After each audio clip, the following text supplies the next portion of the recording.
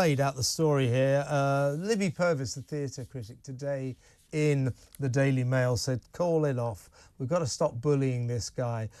Douglas Murray, a regular on Talk, who writes for The Spectator, has written a similar piece just saying, what is going on here? Why is this guy being cancelled when he's never been convicted of a single crime? We have robbed ourselves of one of the greatest actors we've ever seen. Certainly one of the greatest film actors. He's won 2 Oscars, brilliant stage actor. He was a director of the Old Vic Theatre here. This was a man who was an artistic colossus, and we cancelled him on the altar of Me Too. Enough, enough. If he got convicted of those offences, fine, but he didn't. So let's talk about Kevin, shall we? We need to talk about Kevin, and we're going to talk about him with author, podcaster and social commentator Keith Fraser. Welcome, Keith. Thanks very much for having me, Kevin. Nice to see you. Good to see you. You know, Kevin Spacey, why are we doing this to him?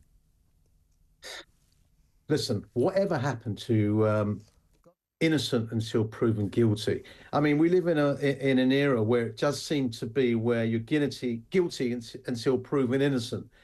You're absolutely right. This guy needs to be left alone. He's been to court, he's been tried, and he's an innocent man. Let him get on with his life. And you know what it reminds me of, Kevin? I don't know if you remember the story about the footballer Ched Evans. Yeah, of course. Yeah. He actually did go to prison for rape. And he ended up, when he came out, he did his time. When you do your time, in my eyes, that means you've done your time. You can move on with your life. He had his sentence overturned, didn't he? It was overturned. Yeah. And still he couldn't carry on with his football career. Before he went into prison, he was the top goal scorer by a country mile in the not the Premier League, the Championship. And his career was effectively ruined. And it's exactly what they've done to Kevin Spacey. Look, I'm not a big Kevin Spacey fan. I respect his ability. His talent. I mean, he's a very talented guy, yeah. Yeah, but look, at the end of the day, there's many talented guys. But the thing is that I'll tell you what the problem is. Partly is the cancel culture, Kevin, but also I actually think that and it's partly, sorry to have to say this, it's media driven, this adulation of celebrity. It's not healthy for the celebrity, and it's not healthy for the adulator, in my opinion. I agree. And what Kevin Spacey is enduring, is suffering, is the other side of the coin of the celebrity scene. You know, you get to the top. You reach the top, and that's what's bothering him. And then there's a kind of person that wants to knock very successful people off their pedestal.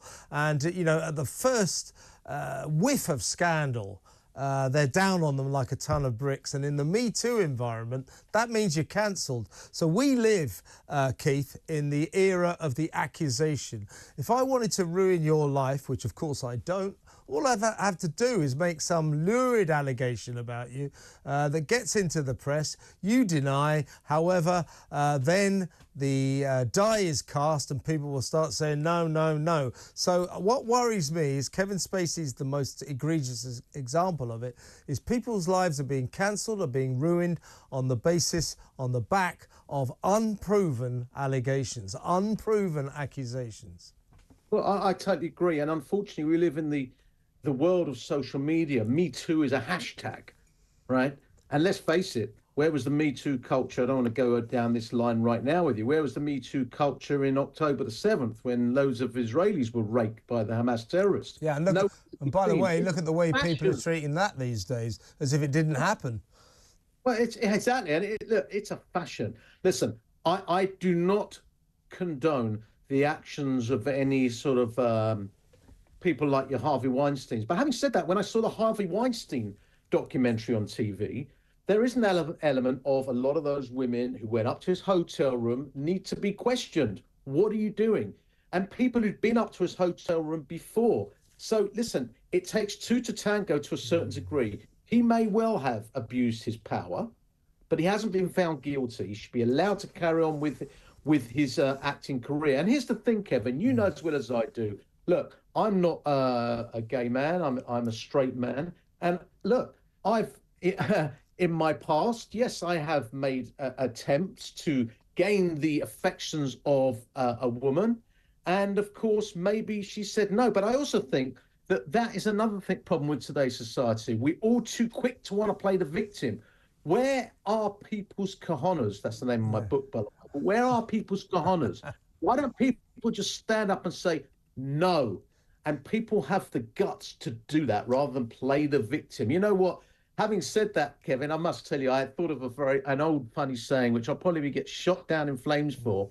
There's an old saying, you know, in the mating game, of the heterosexual mating game, where if a lady says no, she means maybe, and if a lady says maybe, she means yes, and if a lady says yes, she is no lady.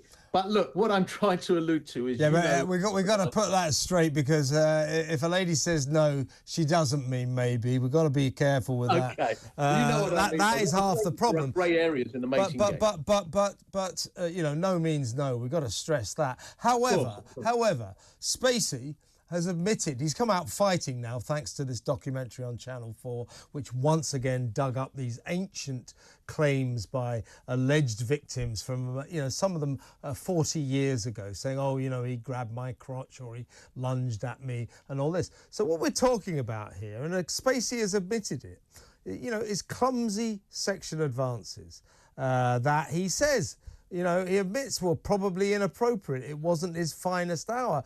But why should we turn, you know, we've all made clumsy sexual advances. Why should we turn that into a life-ruining crime, especially if you're not convicted of any crime? This guy's been through the court system twice in America. All charges against him have always been dropped.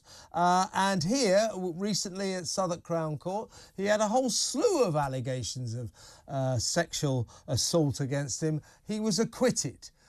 So why should clumsy sexual advances be categorised as some kind of life-ruining crime? I completely agree. And by the way, what I said before was said very much tongue-in-cheek.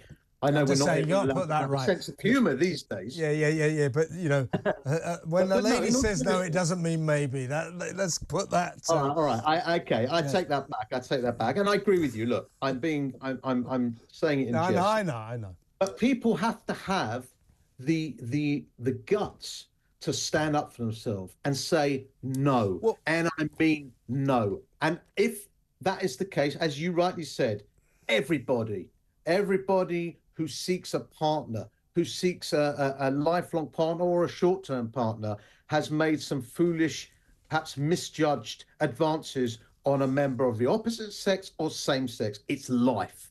Get over it.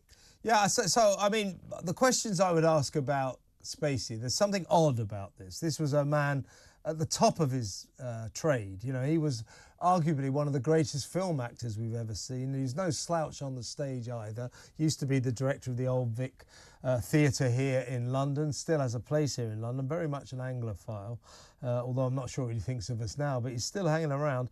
My questions would be, are we jealous of his towering talent? Is this because he's gay?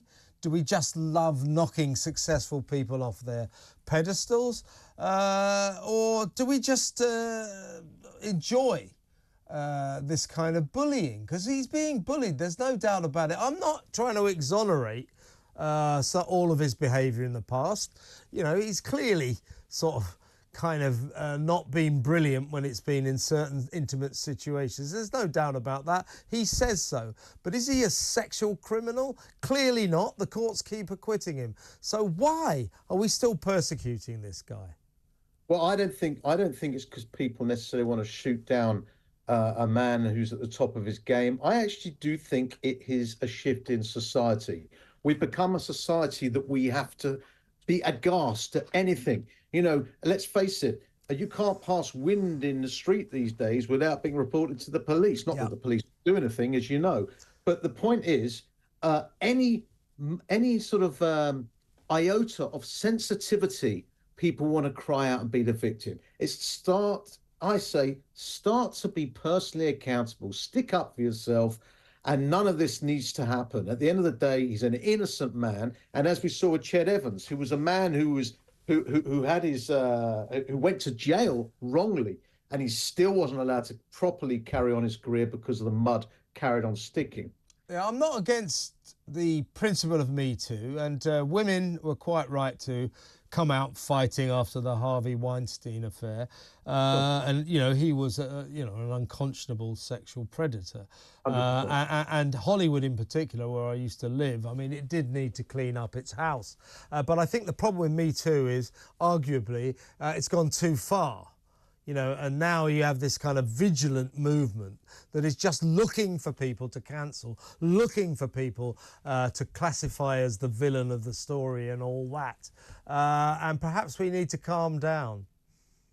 Well, listen, I agree with you, and me too. There's no question that people like Harvey Weinstein, there's only one place for him, and that's in jail. A vile character for the crimes that he has committed. At the same time, I don't think that people look at the other side of the coin as well. You take the crimes of Jimmy Savile. Of course, he never had the chance to be in court in the dock to defend himself. But from what we know, another very dangerous man who only because of his celebrity, I use that word again, was protected and in fact was able to carry out the crimes that he committed. I say that celebrity is very dangerous. People put these people on a pedestal. And let's face it, I've been in nightclubs, Kevin, and I've seen women throw themselves at footballers, okay? And then, of course, you have situations where, and let's face it, some of these footballers may have rewarded those advances, but not really been serious about the girl, and then they cry rape. There is a grey area here, which is the dangerous thing for, the celebrity who in a way is innocent, despite taking advantage of his powerful position. We treat celebrities in a different way, you're right. And Spacey, I think, is very much a victim of this. But after this Channel 4 documentary, which is nothing more than dig up old allegations, all of which have been dismissed by various courts, there's something strange about our desire to continue persecuting a guy who's been found innocent on both sides of the Atlantic.